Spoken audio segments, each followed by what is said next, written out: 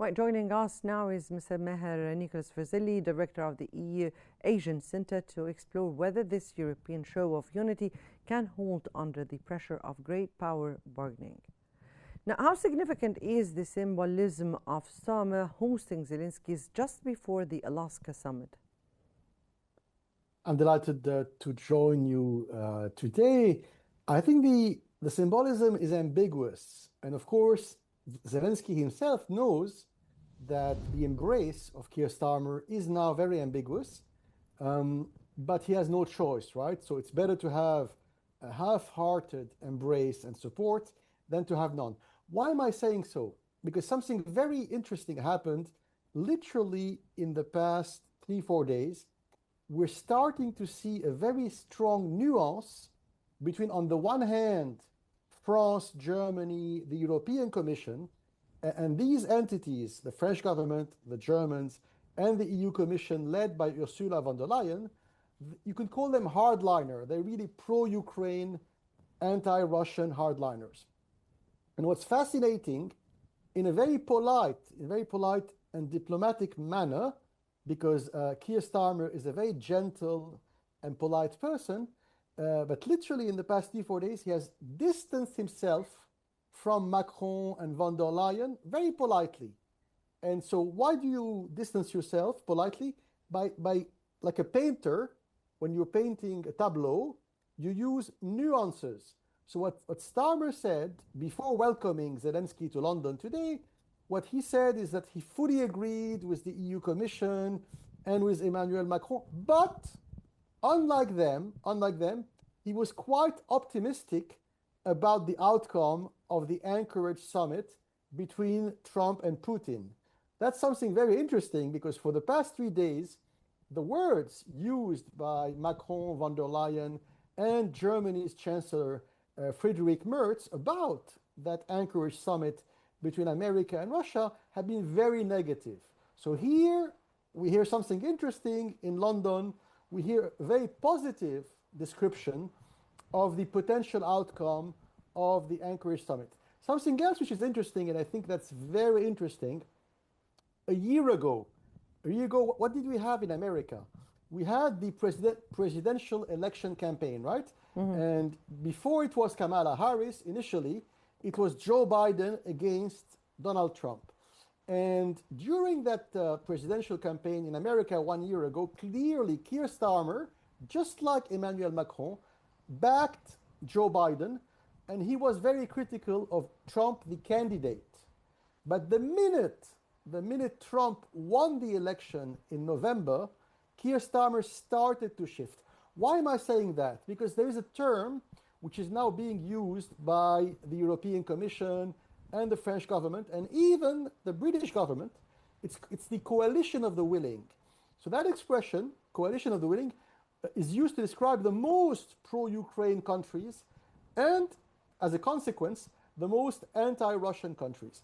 And that expression, coalition of the willing, is a wink to George Bush and Dick Cheney, because in the year 2002, when they could not have a UN legal resolution justifying the invasion of Iraq, what George Bush and Dick Cheney did with the support of Tony Blair in London, they came up with that expression, coalition of the willing, to give themselves a legal cover to justify the invasion of Iraq because they had no UN resolution. So a year ago, Joe Biden and Keir Starmer came up with the same expression, coalition of the willing, applying it against Russia, saying that we are the most pro-Ukrainian countries, and even if President Trump, God forbid, wins the presidential election in America, we, the British and the French and the Germans, we will keep on supporting Ukraine. So of course, fast forward today, Keir Starmer is distancing himself from that pro-Ukraine stance, and the French and the European Union and the Germans, they are clinging desperately to that extreme pro-Ukraine, anti-Russian stance. So what I'm coming at is now London's support for Ukraine is not that strong. It's half-hearted, but I think President Zelensky is so desperate that he's willing to accept a lukewarm, half-hearted support from Keir Starmer because it's better than nothing. Mm-hmm. Now, do you think Europe's strong resolve translate into tangible influence over a US-Russia meeting here and a real deal? Sadly for the European, the short answer is no, because something tragic happened for Europe precisely 18 days ago, 17 days ago. And it happened in Britain, in northern Scotland, in the city of Aberdeen, if you remember. Now, before I get to remember, what are you saying here? You're saying here that there might be a deal despite Europe's resolve, despite all the climate and all what appears to be. Is this what you're saying here? I'm saying Europe has very little say. So basically, Europe now, following the Aberdeen summit 17 days ago, Europe's wings have been clipped because, before the Aberdeen summit, Europe pretended to be a superpower in the field of economics, finance, GDP growth, and military issues. And when they yielded, when Ursula von der Leyen yielded to Trump in Aberdeen 17 days ago, the whole world, including Russia and China, was able to observe that it was a lie. Europe is not a superpower.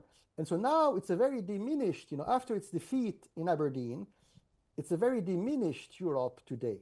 And they are diminished, and they are trying clumsily to have an impact. So what did they do in the past 2 days? They held video meetings with Trump yesterday and the day before, begging him not to, quote unquote, sell out the Ukrainian cause, begging him to have a tough stance vis-a-vis Russia. And what Trump did the past 2 days. Then what do they have in hand? What would be a viable security guarantee, or how it would look like outside of NATO membership? So they don't have much in hand because the train has passed. The train has passed. And what's happening in Anchorage, Alaska, tomorrow is basically a redrawing. It's a redrawing of Eastern Europe's borders. Now, Trump is not saying it as bluntly or as aggressively, but that is what's happening. And what's crazy for Europe, it's happening in Anchorage, which is on the border between northeastern Eurasia, Russia, and northwestern America, the US. And Anchorage is 4,000 kilometers away from Paris, Brussels, and Berlin. So it's a humiliation of Europe because Europe's destiny is being decided away from them.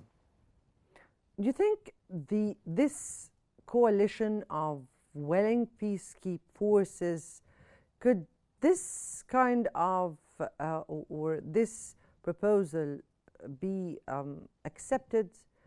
And can it be effective without US troops? Once again, the short answer is no, because when they came up with the concept, right, when Biden and Clinton and Keir Starmer himself came up with the concept a year ago, they were sending a message to Trump telling him, we don't care about you, even if you win the election in November, even if the Democrats are defeated, we don't care. We are willing, we have the desire and the power to send troops in Ukraine, blah, blah, blah. So now Keir Starmer is saying, literally, Britain will never, ever send peacekeeping troops to Ukraine, right?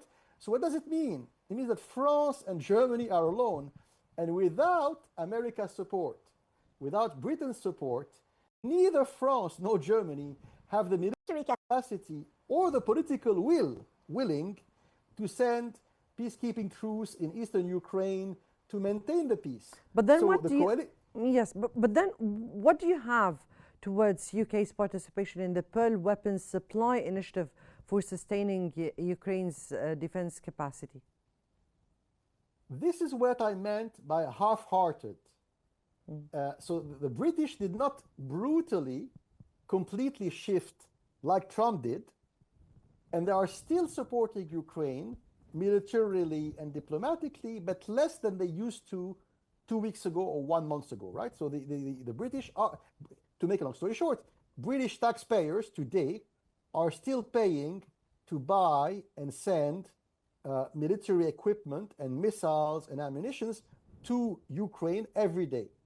But they're doing it less, if you will, less than 2 weeks ago or months ago. So it means that they're starting very, very slowly to pull the plug, on Ukraine.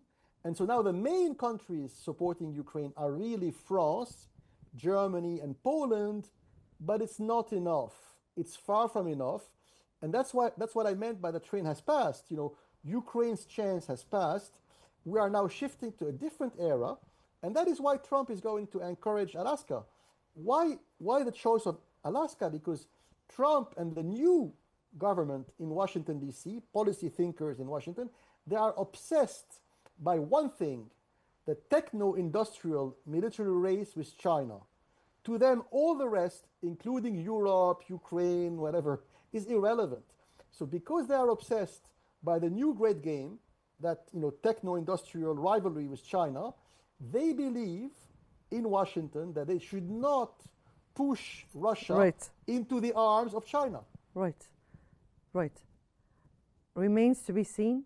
Tomorrow is the very anticipated day. Now,